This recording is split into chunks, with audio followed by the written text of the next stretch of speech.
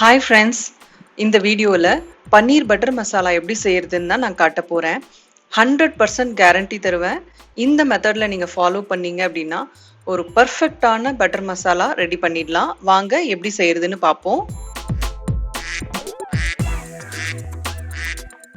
முதல்ல நம்ம செய்ய வேண்டியது என்னன்னு பார்த்தீங்கன்னா 1.5 டீஸ்பூன் கசகசா, 1 டீஸ்பூன் சோம்பு, 4-5 பல் முந்திரி. இது மூணுத்தையும் கொஞ்சமா தண்ணி விட்டு ஊற வச்சுக்கணும். இது நல்லா ஊறுச்சுன்னா அரைக்கிறதுக்கு நல்ல வாட்டமா இருக்கும். நல்ல பேஸ்ட் மாதிரி அரைச்சிடலாம். அதுக்கு அடுத்து தேவையானது 2 வெங்காயம், அதே அளவுல 2 தக்காளி, இஞ்சி, பூண்டு.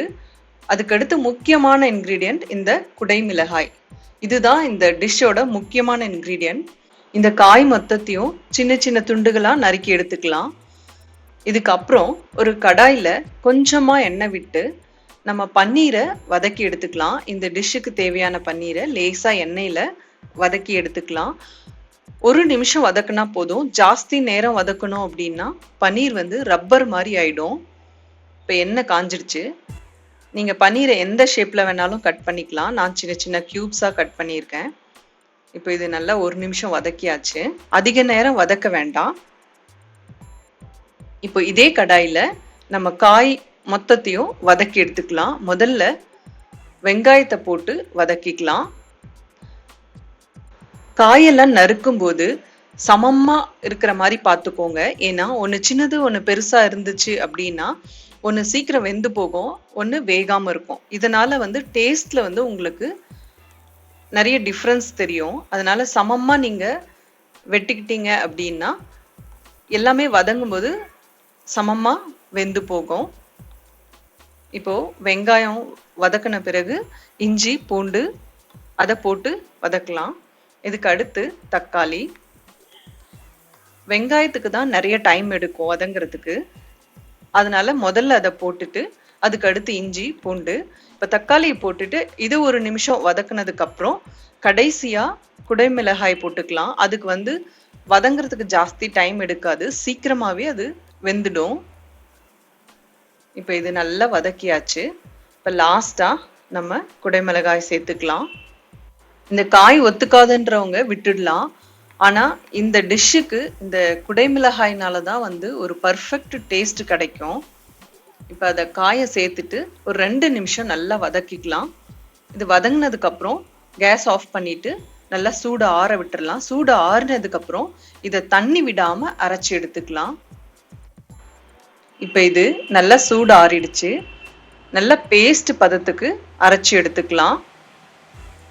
அடுத்து ஒரு பேன் எடுத்து அதில் 2 டேபிள் ஸ்பூன் வெண்ணெய் சேர்த்துக்கோங்க. இது நான் வீட்லேயே ரெடி பண்ண வெண்ணெய்.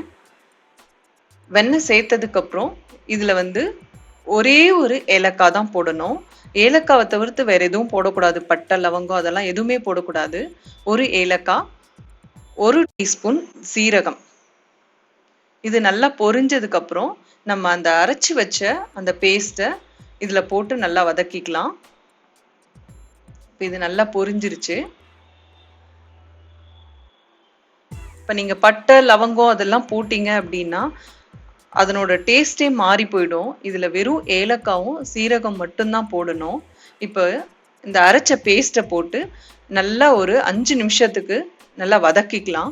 இதுக்கு இடையில நம்ம அந்த ஊற வச்ச முந்திரிய பேஸ்ட் மாதிரி அரைச்சி எடுத்துக்கலாம். ஏன்னா இது வதங்கினதுக்கு அப்புறம் நம்ம அந்த பேஸ்ட்டை இதுல சேர்க்கணும். இப்போ இது நல்லா வதங்கிடுச்சு. ஒரு 5 நிமிஷம் வதக்கினதுக்கு அப்புறம் தான் எல்லா மசாலாவையும் சேர்க்கணும். இப்போ இந்த ஸ்டேஜில் நான் உப்பு சேர்த்துக்கிறேன். உப்பு, 1 டீஸ்பூன் மஞ்சள் தூள், அதுக்கப்புறம் மிளகாய் தூள், கரம் மசாலா 1 டீஸ்பூன் மிளகாய் தூள். உங்களுக்கு காரம் ஒருவேளை அதிகம் தேவைப்பட்டா இன்னும் 1/2 டீஸ்பூன் கூட சேர்த்துக்கலாம். இது பட்டர் மசாலான்றதுனால காரம் அதிகம் இருக்கக்கூடாது. 1 டீஸ்பூன் கரம் மசாலா. இதை போட்டு நல்லா சுருண்டு வர வரைக்கும் நம்ம வதக்கிக்கிட்டே இருக்கணும். முக்கியமானது அடுப்பானல் பார்த்தீங்கன்னா மீடியம்ல தான் இருக்கணும். ஹை ஃப்ளேம்ல வச்சு சமைக்கக்கூடாது. அரைச்சதை நல்லா வதக்கிட்டு வதங்கினதுக்கு அப்புறம் தான் நம்ம மசாலா சேர்க்கணும். அப்பதான் அந்த டேஸ்ட் நல்லா வரும். இப்போ இது நல்லா சுருண்டு வந்துருச்சு. இந்த ஸ்டேஜ்ல நம்ம முந்திரி, கசகசாவெல்லாம் அரைச்சதை இதுல ஆட் பண்ணிக்கலாம். இந்த உப்பு சேர்க்கும்போது ஒருவேளை நீங்க கடையில வாங்கின வெண்ணெயா இருந்தா அதுல உப்பு இருக்கும், கொஞ்சம் பார்த்து சேர்த்துக்கோங்க. இப்ப இந்த அரைச்சதை சேர்த்தாச்சு. இதுல இன்னும் நல்லா தண்ணி விட்டு கடாயில சேர்த்துக்கலாம். இந்த கசகசாலாம் அரைச்சது போட்டதுக்கு அப்புறம் ஜாஸ்தி நேரம் கொதிக்க விடக்கூடாது. அதிகபட்சம் 2-3 நிமிஷம் தான் நம்ம சமைக்கணும். இந்த டிஷ்ஷுக்கு தேவையான அளவுக்கு நம்ம தண்ணிய சேர்த்துக்கலாம். நம்ம அந்த முந்திரி அரைச்ச ஜார்லயே தண்ணியை ஆட் பண்ணி நல்லா அலசி இதுல சேர்த்துக்கலாம். இப்ப தண்ணியை ஆட் பண்ணதுக்கு அப்புறம் நல்லா கிளறி விடுங்க.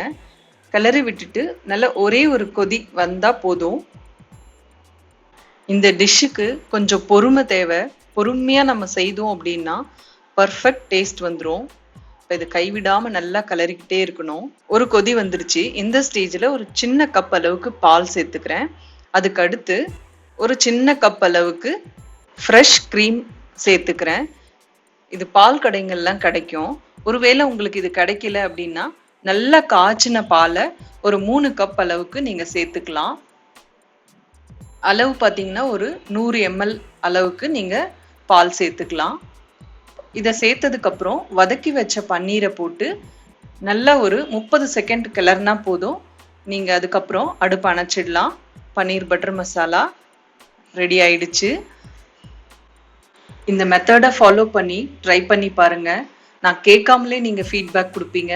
அவ்வளோ ஒரு டேஸ்டா இருக்கும். இந்த வீடியோ உங்களுக்கு ரொம்பவே யூஸ்ஃபுல்லாகவும் இன்ஃபர்மேட்டிவாகவும் இருந்திருக்கும்னு நம்புறேன். நன்றி, வணக்கம்.